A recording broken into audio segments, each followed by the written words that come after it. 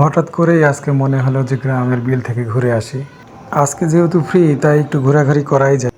সচরাচর তো আর সেই সময় পাই না যে যখন ইচ্ছা হবে তখনই ঘুরে বেড়াবো। আজকের ভিডিওটি মূলত বানিয়েছি ছোটবেলার স্মৃতি মনে করার জন্য। আগে তো প্রায়ই ঘুরে বেড়ানো হতো, বিশেষ করে এমন সময়ে ঘুরে বেড়ানোর আলাদা একটা মজাই আছে। আপনারা যারা গ্রামে বড় হয়েছেন তারা অবশ্যই ব্যাপারটা বুঝতে পারছেন, কারণ এখনই সব ফল পাকার সময়। দেখি আজকে কি কি পাকা জিনিস দেখতে পাই। সামনে খেজুরের গাছ দেখতে পাচ্ছি, অবশ্যই পাকা খেজুর আছে। আগে এই সময়ে প্রায় প্রতিদিনই খাইতাম। সামনে আবার কলার বাগান দেখতে পাচ্ছি, কিন্তু দুর্ভাগ্য পাকা কলাই নাই। কাঁচা কলা তো আর পাড়া যাবে না। যদি এটা পাকা হতো তাহলে কিন্তু নিঃসন্দেহে পাড়া যেত, কারণ পাকা জিনিস খাইলে কিন্তু কেউ কিছু বলবে না। তাই দেখি খুঁজতে থাকি কি পাওয়া যায়। সামনে আমি কাঁঠালের গাছ খুঁজছিলাম, কারণ এই সময় কাঁঠাল পাকে, কিন্তু কাঁঠালের গাছ পাচ্ছিলাম না। খালি খেজুরের গাছই দেখতে পাচ্ছি। একটা ছোট খেজুরের গাছ দেখতে পেলে সেখান থেকে খাওয়া যেতে পারে, এবং পেয়ে গেছি। আগে বড় বড় খেজুর গাছ থেকে খেজুর পেড়ে খেয়েছি।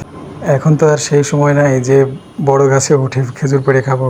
তাই এরকম ছোট গাছই খুঁজতে হলো, এবং খেজুরগুলো খুব সুন্দরভাবে পেকে পেকে আছে দেখছি। শেষমেশ খাওয়ার মতো একটা জিনিস পাইলাম। দেখছেন কত কাটা, তাই সাবধানে পারতে হবে যেন কাটা না ফুটে যায়। এই কাটা ফুটলে আবার অনেক সমস্যা হয়ে যায়। হাতেই পাচ্ছি না, এদিকে আবার কাটাও ফুটে যাচ্ছে। সচরাচর বিল ছাড়া এরকম সুন্দর তরতাজা গাছ পাকা ফুল আপনি পাবেন না। আজকে খুব লাকি আমি যে এখানে এসেছি। একদম সুন্দরভাবে পেকে আছে একদম সব।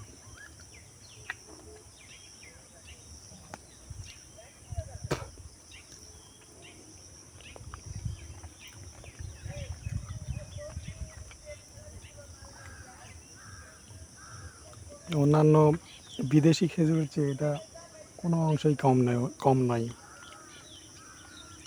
শুধু এটার পুরুত্ব একটু কম, কিন্তু খেতে খুবই মজা। আপনারা যারা গাছ থেকে একদম পাকা খেজুর খেয়েছেন তারাই শুধু এর স্বাদ সম্পর্কে বুঝতে পারবেন।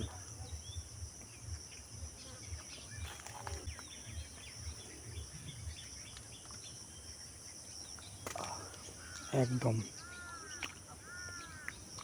তরতাজা।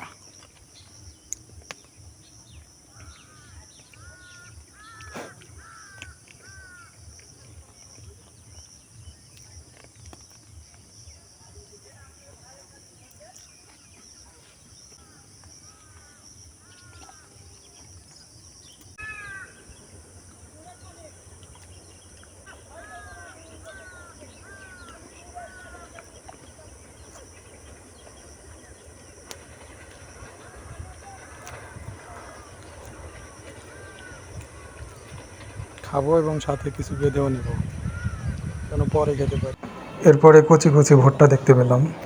বিলে আসলাম আর খালি খেজুর খেলাম তাহলে কি আর হয়? অন্যান্য পাকা ফলও খুঁজছিলাম কিন্তু পাইলাম না।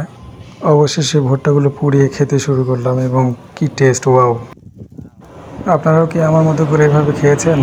যদি খেয়ে থাকেন অবশ্যই কমেন্টে জানাবেন, এবং ভিডিওটি ভালো লাগলে লাইক কমেন্ট শেয়ার করবেন এবং ফলো দিয়ে পাশে থাকবেন।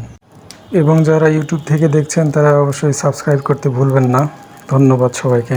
ভালো থাকবেন, সুস্থ থাকবেন।